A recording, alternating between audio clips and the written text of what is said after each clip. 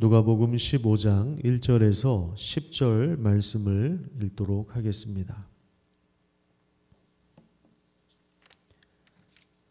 모든 세리와 죄인들이 말씀을 들으러 가까이 나아오니 바리새인과 서기관들이 수군거려 이르되 이 사람이 죄인을 영접하고 음식을 같이 먹는다 하더라.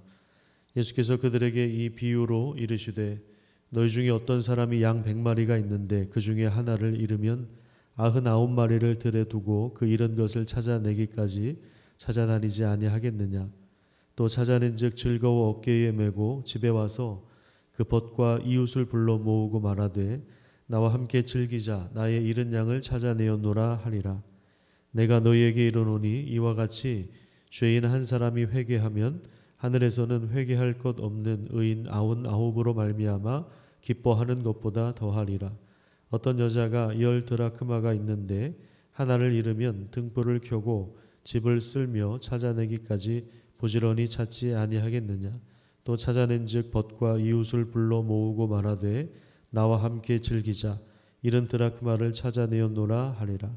내가 너희에게 이르노니 이와 같이 죄인 한 사람이 회개하면 하나님의 사자들 앞에 기쁨이 되느니라. 아멘. 누가복음 15장은 우리가 잘 아는 대로 세 가지 비유가 나오는데요. 잃어버린 것을 찾았을 때의 그 기쁨을 말씀하고 있습니다. 우선 1, 2절에 보면 이 비유의 말씀을 예수님께서 왜 하셨는지를 우리가 살펴볼 수가 있는데, 예수님은 세리들과 그 당시에 이제 손가락질 받던 죄인들, 이런 사람들하고 식사를 하셨습니다. 여기에 대해서 바리새인들과 또 서기관들은 사실 그 사람들은 그 마음의 경계를 그어서 멀리하던 사람들이었어요. 자기들이 볼 때 부정한 사람이었기 때문에 본인들이 가까이 가지 않는 그런 사람들이었는데, 예수님은 그들과 교제하셨을 뿐만 아니라 가까이 가고 마치 친구처럼 지내고 또 식사를 같이 하는 그런 모습을 보면서 그것을 못마땅해 하셨습니다. 예수님은 오히려 그들을 환대하셨고 또 하나님의 은혜와 사랑을 보여주셨습니다. 그래서 예수님이 그들을 향해서 이제 세 가지 비유의 말씀을 주셨는데요. 예수님의 마음은 양 100마리 중에 잃어버린 한 양을 찾아서 모든 에너지를 쏟아붓는 목자와 같습니다. 양이 목자의 품을 떠나거나 시야에 없어지면 그 양은 가장 위험한 상태가 됩니다. 빠른 시간 내로 양을 찾지 않으면 들짐승의 밥이 될 수도 있고 또 스스로 그 생명을 유지하기가 굉장히 어렵습니다. 그렇기 때문에 목자는 절박한 마음으로 잃어버린 양을 찾습니다. 시간을 들이고 수고를 기꺼이 감당하는 것입니다. 고생을 무릅쓰고 찾아 나섭니다. 양을 찾았을 때 그 기쁨은 말로 표현할 수가 없겠죠. 목자도 아주 지쳐있는 그런 상태일 텐데 어깨에 메고 돌아옵니다. 양 한 마리에 보통 한 30kg가 넘는다고 합니다. 보통 무거운 것이 아니지만 이것이 목자의 기쁨이며 또 헌신입니다.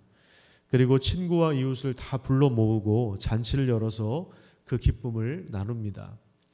여러분, 보통 우리가 기쁨을 나눌 때 왜 사람들을 불러 모을까요? 저는 그렇게 생각해요. 이 기쁨이 너무 커서 혼자 감당하기가 어려우니까 불러 모으는 것이 아닌가. 그래서 같이 음식을 나누고 그 기쁨을 나누는 것이죠. 그 매일 성경 해설에 보면요, 예수님의 그 각별한 사랑이 있었기 때문에 우리는 실종된 자가 아니라 발견된 자로 주님 품에 안겨 있다고 합니다. 잃어버린 자를 찾았을 때의 그 기쁨, 그게 너무 크니까 사람들을 이제 불러 모으는 것이죠. 예수님은 잃어버린 자를 찾아 오셨습니다. 그리고 잃어버린 자를 찾아서 고난의 길을 가시는 것입니다. 지금 누가복음 9장 52절부터 예루살렘으로 향하는 이 모든 여정은 사실은 바로 이 잃어버린 자를 찾아서 구원하기 위함이죠. 우리는 그렇게 생각을 합니다. 저 사람은 이래서 안 되고 저래서 안 되고, 이 사람은 이래서 안 되고 저래서 안 되는 그런 어떤 그 판단과 또 그 경계심 이런 마음이 있는데 그 마음이 그 영혼을 향한 주님의 애타하는 마음을 가리고 있는 건 아닌지 우리가 한번 되돌아봐야 합니다. 우리도 사실은 잃어버린 자였습니다. 우리도 실종된 자였습니다. 우리가 양우리에 안전하게 처음부터 있었던 사람이라고 생각하는데 그렇지 않습니다. 우리도 양우리를 벗어나서 잃어버린 바 된 사람들이었습니다. 목자가 찾지 않으면 맹수의 밥이 될 수 있었던 아주 위험한 그런 상황에 있었던 사람입니다. 그런데 그 목자가 헌신하고 그 목자가 절박한 마음으로 찾고 또 찾고 찾았기 때문에 우리는 목자의 손에 의해서 발견된 그런 사람들이라 할 수 있습니다. 그것이 바로 은혜죠. 그 은혜와 사랑은 오늘날 교회를 통해서도 계속되어야 합니다. 교회가 무엇입니까? 교회는 바로 주님을 따르는 제자들입니다. 예수님은 자기를 따르는 무리들을 향해서 제자라고 하지 않았습니다. 오히려 무리들을 향해서 어제 본문에 보면 뭐라고 하셨습니까?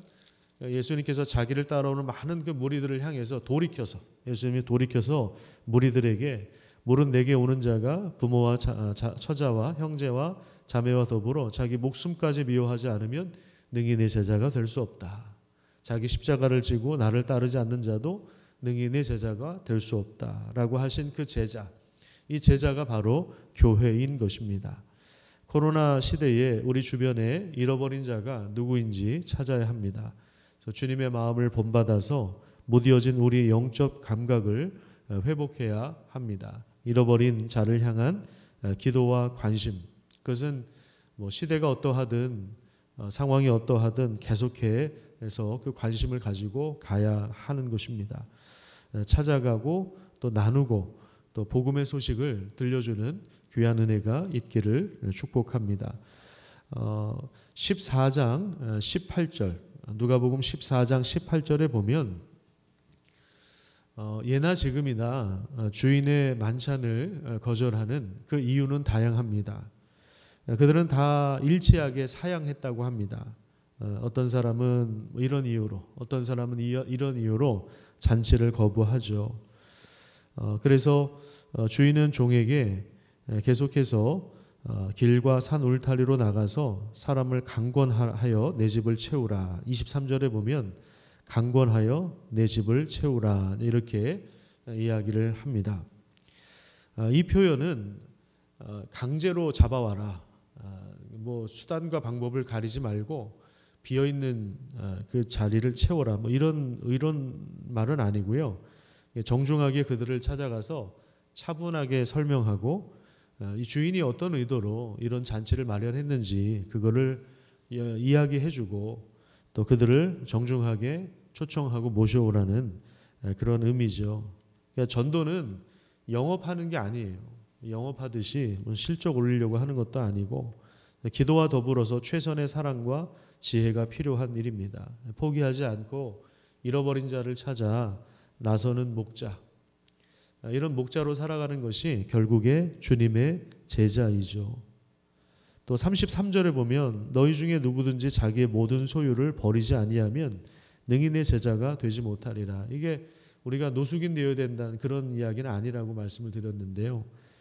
이 소유를 버린다는 것은 뭐냐면 소유를 우리가 가진 것을 올바른 일에 사용함으로 버리는 것을 말합니다. 그냥 내다 버린다 이게 아니라 올바른 일에 사용하는 거죠. 왜? 이게 우선순위가 아니니까. 주님의 제자는 지금 15절에 나온 것처럼 잃어버린 양을 찾아서, 잃어버린 드라크마를 찾아서, 여기 지금 잃어버린 동전 찾는 것도 마찬가지입니다.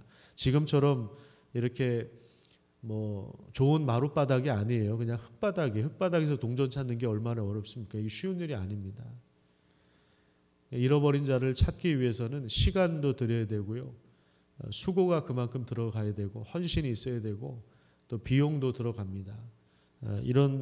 하지만 주님의 마음을 본받았기 때문에 주님께서 그들을 찾아서 헤매이시는 것처럼 여기저기 다니시는 것처럼 우리도 그 목자의 심정을 가지고 함께 잃어버린 자를 찾아 나서는 것, 이것이 바로 제자의 삶이고 이런 사람들이 바로 그리스도인들입니다. 우리도 실종된 자였다가 발견된 자였다는 사실을, 발견된 자가 되었다는 사실을 기억하고 지금도 잃어버린 사람들, 또 실종된 사람들을 향해서 또 기도하고 또 그들에게 복음의 복된 소식을 나누고 예수 그리스도를 증거해 줄 수 있는 그런 복된 삶을 살아가시기를 축복합니다. 기도하겠습니다.